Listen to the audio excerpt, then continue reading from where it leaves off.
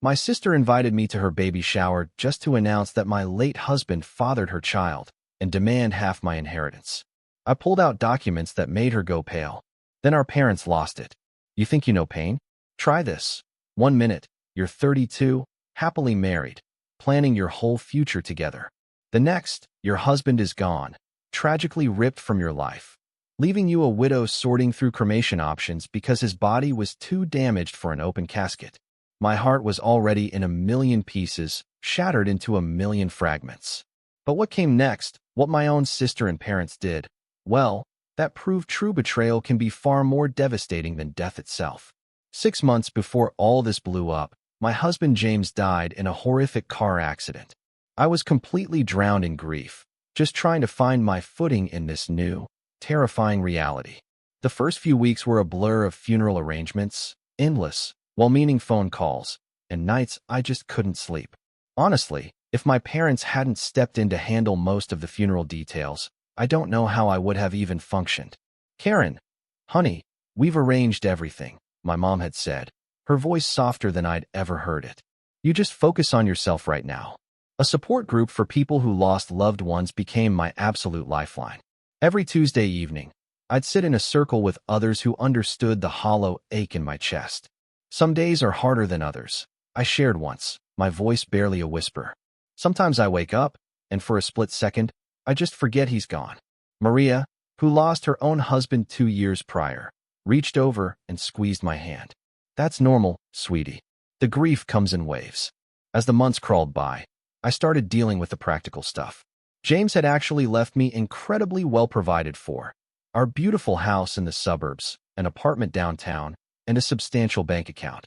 I could have quit my job at the marketing firm, but honestly, the thought of sitting alone in our empty house all day made my skin crawl. Instead, I switched to part-time, just enough to keep my mind occupied, to feel like I was still a part of the world. Then, something shifted, something truly unexpected. My relationship with my parents. Growing up, I'd always felt like an afterthought compared to my younger sister, Sarah. They never missed her dance recitals or school plays, while my academic achievements barely warranted a congratulations. But after James's death, everything changed. When they asked if I could help them financially with a monthly transfer of $1,500, I agreed without a second thought. Our weekly dinners at their house became this comforting routine. Mom would cook her famous pot roast, Dad would pour the wine, and we'd talk about everything and nothing. For the first time in my life, I felt like I had their full, undivided attention. Karen, tell us more about that new project you're working on, Dad would say, genuinely interested in my work. The marketing campaign's going well, I'd share, savoring these moments of connection, foolishly thinking this was a new chapter for us. But then, everything shifted again. The night Sarah joined us for dinner. She walked in, 7 months pregnant, her presence immediately commanding the room, just like it always had. She'd been living in a rented apartment across town, and I hadn't seen her since James's funeral. Sarah, sweetie, sit here. Mom fussed, practically shoving me aside to make room for her favorite daughter. Do you need another pillow? Are your feet swollen? Just like that, I became invisible again. It was like watching a switch flip. All their attention, laser-focused on Sarah and her pregnancy. The familiar ache of being overlooked settled back into my chest, an old friend I'd foolishly thought I'd left behind. So who's the father? I asked during dinner, trying to join the conversation, trying to be supportive. Have you told him about the baby? Sarah's face darkened instantly. That's my business, she snapped, pushing her peas around her plate. I don't need to share every detail of my personal life. Mom jumped to her defense immediately. Karen, don't pry. Your sister doesn't have to explain herself to anyone. I couldn't help but notice the hypocrisy. When I was going through fertility treatments, they had zero problem demanding updates and offering unsolicited advice about my personal life. But how are you planning to manage on your own? I pressed, watching her heap seconds onto her plate. Babies are expensive, Sarah. She waved her hand dismissively, that familiar smirk playing on her lips. Don't worry about my baby. We won't need anything from anyone. I've got it all figured out. I should have paid more attention to that mysterious smile, but I'd seen it too many times before. Sarah was always cooking up some get-rich-quick scheme that never panned out. The organic smoothie business that lasted 2 weeks, the life coaching certification she never finished, the cryptocurrency investment that lost her 3 months' rent. "Trust me," she said, patting her belly with an air of confidence that should have set off every alarm bell in my head. "This time, everything's going to work out exactly as planned." Dad beamed at her like she'd just announced a cure for cancer. That's my girl, always landing on her feet. I took another bite of pot roast, trying to swallow down the familiar feeling of being second best. Some things never change, I thought, watching my parents hang on Sarah's every word. The call from Sarah came on a Tuesday morning. I was at my desk, reviewing marketing reports, when my phone lit up with her name. I almost let it go to voicemail. Our conversations were usually brief and awkward, but something made me answer. "Karen." Her voice had that sugary sweetness she only used when she wanted something. "I'm having my baby shower next weekend at Mom and Dad's. I'd really love it if you could come." The invitation caught me completely off guard. The last real conversation we'd had was at James's funeral, and even then, she'd seemed distracted and uncomfortable. "Are you sure?" I asked, unable to hide my surprise. "Of course," she laughed, the sound oddly forced. "You're my only sister. It wouldn't be right without you. Plus, I have something special planned." Something in her tone made my stomach clench, but I pushed the feeling aside. "I'll be there," I promised, already mentally listing possible gift ideas. Maybe this was her way of trying to bridge the gap between us. The following Saturday, I arrived at my parents' house carrying 2 carefully wrapped packages, a high-end baby monitor and a handmade blanket. Despite our differences, this was my future niece or nephew, after all. The place looked like a pastel explosion had hit it. Pink and blue balloons everywhere, streamers hanging from every surface, and a towering diaper cake centerpiece. Trust Sarah to turn this into an event. She'd invited what looked like half the town. Aunt Margaret was there with her daughters. Mom's bridge club friends occupied the sofa, and Sarah's old college roommates clustered around the punch bowl, giggling over some shared memory. "Time for games," Sarah announced, wading through the crowd in a flowing maternity dress that probably cost more than my monthly rent. She was glowing, but there was something predatory in her smile that made me deeply uneasy. Her eyes kept finding mine across the room, holding my gaze a beat too long. We played all the traditional baby shower games, measuring Sarah's belly with string, guessing the baby's birth date, and that horrible melted chocolate bar in a diaper game. I even won the belly measuring contest, which seemed to irritate Sarah more than it should have. Throughout it all, she kept shooting these strange looks my way, like she was waiting for something. After the gifts were opened, Sarah cooing over each onesie and baby gadget with theatrical enthusiasm, she reached my presence. She held up the blanket, running her fingers over the intricate pattern. Then, she clinked her glass for attention. The room fell silent, and my heart started racing for no reason I could name. The air felt suddenly thick, hard to breathe. "I want to thank everyone for coming today," she began, one hand resting on her swollen belly. "But there's something else I need to share." She paused, letting the suspense build. "I think it's time everyone knew who the father of my baby is." My heart started pounding. Sarah's eyes locked onto mine, and in that moment, I knew. I knew before the words left her mouth. But that didn't lessen the impact. "The father," she said, her voice ringing through the suddenly silent room, "is James Wilson, Karen's late husband." The world tilted sideways. Through the roaring in my ears, I could hear gasps and whispers from the guests. Aunt Margaret's hand flew to her mouth. Sarah's college friends huddled closer together, whispering frantically. But what hit me hardest, what truly twisted the knife, was the absolute lack of surprise on my parents' faces. They had known all along. Before I could even process what was happening, Sarah was already speaking again, her voice dripping with satisfaction as she turned to face me directly. "As James's baby is his only heir, I'm entitled to half of everything he left you, Karen. The house, the apartment, the money. My child deserves their father's inheritance." The room spun. I gripped the back of a chair to steady myself. But then Mom and Dad stepped forward, flanking Sarah like bodyguards. "Karen," Dad said, using his stern business voice, "you need to do the right thing here. Your nephew deserves his father's legacy." I found my voice, though it came out as a rasp. "You're lying. All of you are lying. James would never." "Oh no." Sarah's smile turned cruel as she pulled out her phone. "Then how do you explain these?" She held up the screen, and my world collapsed all over again. There they were, James and Sarah, wrapped in each other's arms, kissing in what looked like a hotel room. Another photo showed them holding hands in a restaurant I didn't recognize. He loved me, Sarah declared, her voice carrying across the silent room. He was planning to leave you for me. We were going to tell everyone, but then… She choked up, tears streaming down her face. Then the accident happened, and all our plans. I couldn't breathe, couldn't think. My body moved on autopilot, gathering my purse, pushing past the whispering guests, stumbling out to my car. I heard Mom calling after me, but I was already backing out of the driveway. The drive home was a blur, my mind replaying those photos on an endless loop, trying to make sense of them. The restaurant photos must have been taken during those business dinners he claimed to have. The hotel, probably during his frequent work trips. My phone started buzzing as soon as I walked through my front door. Sarah was sending messages. Dozens of them. Screenshots of conversations between her and James. I don't love her anymore. I haven't for a long time. We'll tell everyone after the divorce. You're the only one I want to be with. I can't wait to start our life together.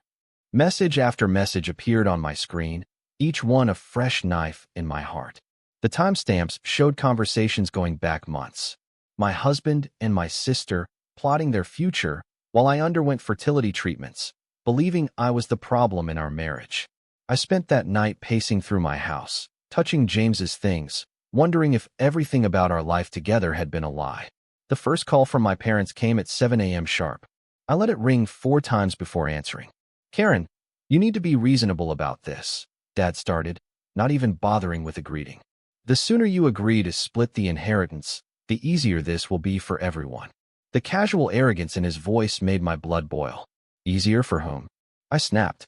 For Sarah. For you. For all of us. Mom chimed in. I was on speakerphone. You don't want this to get messy, dear. When I spoke, it was barely more than a whisper. When did you know about them? There was a pause. The kind of hesitation that tells you everything you need to know before a word is spoken. We've known for a while, Mom finally admitted. James confided in us about 6 months before. Well, before the accident. The timeline hit me like a physical blow. 6 months. They'd known for 6 months, and still let me cry on their shoulders at his funeral. Still accepted my money every month while knowing what he and Sarah had done. Traitors. The word fell cold and final on my tongue. All of you. I hung up and blocked their numbers. My hands shook as I opened my banking app, but I didn't hesitate. I canceled the monthly transfer to their account. Let them ask their precious Sarah for money now. 2 weeks passed in a fog of missed calls and ignored text messages. Then came Sarah's email. She'd sue me if I didn't voluntarily give up half of everything. The word voluntarily had never looked so much like a curse. I couldn't bear to reply, couldn't bear to think about James's betrayal, about how many people must have known, must have seen them together, while I remained oblivious. The whispers at work became unbearable. Pitying looks from some colleagues, barely concealed smirks from others. Tom, my boss and one of the few true friends I had left, called me into his office after I broke down in the middle of a client meeting. Take some time off, he said gently. Paid or unpaid, whatever works for you. Your job will be here when you're ready to come back. I nodded numbly, grabbed my bag, and packed up my desk that same day. The next few weeks blurred together as I became a hermit in my own home. I had groceries delivered, ignored the doorbell when it rang, and spent hours staring at old photos, trying to spot the signs I must have missed. Every happy memory now felt like a mockery. Every moment of our marriage tainted by the knowledge that he had been living a double life with my own sister. The news came via Facebook. Sarah had given birth to a boy. The photo showed her beaming in a hospital bed, our parents hovering proudly over their new grandson. The baby was wrapped in the cream-colored blanket I had knitted for the shower, which felt like a deliberate, cruel jab. I closed the app before I could read the comments, but not before noticing she'd named him James Jr. A week later, the court summons arrived in a thick manila envelope. My hands trembled as I opened it, already knowing what I'd find inside. Sarah was suing for half of everything James had left me, claiming her son's right to his father's inheritance. The legal language was cold and precise, laying out her demands in stark black and white. She wanted the house, half the money, and partial ownership of the downtown apartment. I spent 3 days researching lawyers before settling on Richard Martinez, who came highly recommended for handling complex inheritance cases. Miss Wilson, he said, shuffling through the papers on his desk, his expression carefully neutral. I have to be honest with you. Your sister has compelling evidence of a long-term relationship with your late husband. Text messages, photos, witness statements, including your own parents. He paused, adjusting his wire-rimmed glasses. In inheritance cases like this, proof of an intimate relationship combined with a biological child? Well, the courts tend to be sympathetic. I was still processing this devastating news when my phone rang that evening. Unknown number. Hello, is this Karen Wilson? A woman's voice. Unfamiliar, but somehow striking a chord of recognition. Something in the cadence, the tone, made my heart skip. I'm Elizabeth Parker, James's mother. The world tilted sideways again. I gripped the kitchen counter for support. That's impossible, I whispered. James was an orphan. He told me his parents died when he was young. He grew up in foster care. Another one of his lies, I'm afraid. Her voice was bitter, but not unkind. Would you be willing to meet with me? There are things you need to know. Things that might help you. We arranged to meet at a small cafe downtown the next morning, neutral ground. I arrived early, my stomach in knots. Ordered a coffee I couldn't drink, and nearly dropped the cup when she walked in. The resemblance was uncanny. James had her eyes, her smile, even the way she carried herself. She moved with the same fluid grace I'd always admired in him. I was at the funeral, she said, after we'd settled into a corner booth far from curious ears. Back row, black dress and veil. I couldn't bring myself to approach you then. James and I hadn't spoken in years. I remembered her suddenly. The solitary figure who'd slipped out before the service ended. I'd been too lost in my own grief to wonder who she was. But now, the memory crystallized with perfect clarity. The elegant woman in black, standing apart from the other mourners, her face hidden behind a dark veil. Why are you coming forward now? I asked, trying to keep the suspicion out of my voice. After all the recent revelations about James, I found it hard to trust anything or anyone connected to him. Elizabeth reached into her handbag and pulled out a manila envelope, worn at the edges as if it had been carried around for a long time. Because I've heard about what your sister is claiming, and because, despite everything, I can't let another woman suffer from my son's lies. Her fingers trembled slightly as she slid the envelope across the table. With trembling hands, I opened the envelope Elizabeth had given me. Inside were medical records from Boston General Hospital, dated 10 years ago, about a year before James and I got married. My eyes scanned the document, and I felt the blood drain from my face. Complete azoospermia. Permanently sterile. No possibility of natural conception. The clinical terms jumped out at me, each one a fresh blow. James had these tests done when he was 25, Elizabeth explained softly. He was devastated by the results. It was one of the last things we discussed before our falling out. I couldn't speak. All those years of fertility treatments, the endless doctor's appointments, the hormone injections, the tears and self-blame. It had all been a cruel, elaborate charade. The courtroom was packed on the day of the hearing. Sarah sat in the front row, cradling baby James Jr., while our parents flanked her protectively. She dressed the part of the grieving, almost widow perfectly. Demure black dress, minimal makeup, a practiced look of sorrow. When she took the stand, she played to the gallery masterfully, tears glistening in her eyes as she described her great love with James. All I want is what's fair for my son, she declared, her voice breaking. He deserves his father's legacy.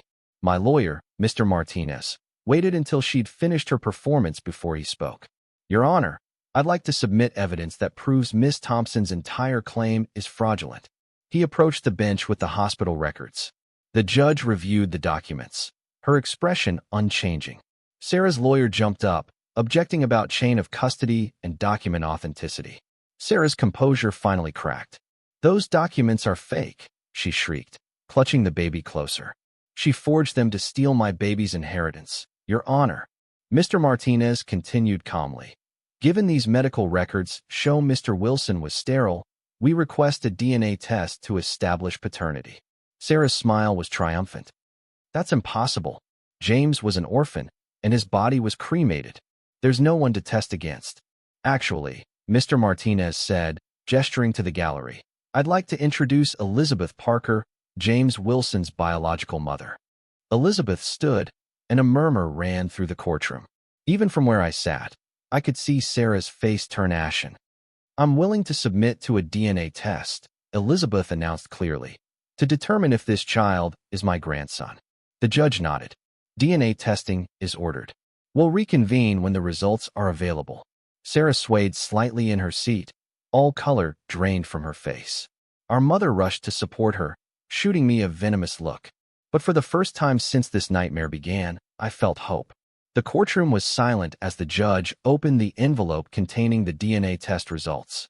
Sarah sat rigidly in her chair, the baby sleeping peacefully in her arms, unaware of the drama unfolding around him. "The results conclusively show," the judge announced, her voice clear and firm, "that there is no genetic relationship between the minor child and Mrs. Elizabeth Parker. Therefore, it can be concluded that James Wilson was not the father of this child." A collective gasp filled the room. Sarah's face crumpled as she began to sob, mascara running down her cheeks. "Miss Thompson," the judge's voice had turned stern, "would you care to explain why you perpetrated this fraud upon the court?" Sarah clutched the baby closer, her voice barely above a whisper. "I was seeing several men at the time, when James died and was cremated. I thought no one would ever know. He had money, and I needed. So you attempted to defraud your own sister?" The judge's disapproval was palpable. "Used your parents as unwitting accomplices in this scheme." "I just wanted security for my baby," Sarah whimpered, but her performance had lost its power. Even our parents looked stunned, finally realizing the extent of her deception. The judge's ruling was swift and unequivocal. "This court finds in favor of the defendant, Karen Wilson. All claims to James Wilson's estate by Sarah Thompson are dismissed with prejudice. Miss Thompson, you're fortunate that Mrs. Wilson hasn't pressed criminal charges for attempted fraud." Outside the courthouse, my parents approached me. Mom was crying, Dad looking older than I'd ever seen him. "Karen, sweetheart," Mom reached for my hand. "We had no idea Sarah was lying. We can make this right. We've been struggling since you stopped the monthly transfers." I held up my hand. "Don't. Just don't." I pulled out my phone, blocked their numbers right there, and walked away without looking back. Elizabeth was waiting by my car. "Are you okay?" she asked softly. I surprised myself by laughing. "You know what? I think I actually am. Or I will be." I took a deep breath. "I've been thinking, that apartment downtown that James left me, I never liked it much. Too many memories. But maybe you'd like it." Her eyes widened. "Karen, no. I couldn't possibly." "Please," I insisted. "You gave me back my life with those medical records. Let me give you something in return." When I handed her the keys a week later, she broke down crying. "I never thought I'd have a daughter," she whispered as she hugged me. "That was 3 months ago. My original family still tries to reach me through mutual friends and distant relatives, but I've cut those ties, too." Sarah sent a letter claiming she's changed, that she's sorry, that she needs help with the baby. I threw it away, unopened. Instead, I have weekly dinners with Elizabeth. We're getting to know each other, sharing stories about James, the good and the bad. She's helping me see that while he wasn't the man I thought he was, that doesn't invalidate all the happy moments we shared. Yesterday, I finally packed away James's remaining things. Elizabeth helped me donate some to charity and store others in the attic. As we worked, she told me stories about James as a little boy, before the lies began. It helped, somehow, to know that version of him existed. I'm not ready to date yet, but I've started living again. I returned to work full-time, joined a hiking club, and I'm planning my first solo vacation. Sometimes, when I look in the mirror, I barely recognize the woman looking back at me. Life truly has a way of surprising you. I lost the family I was born into, but gained a new one I never expected. It's not the life I planned, but maybe, just maybe, it's the life I was meant to have all along.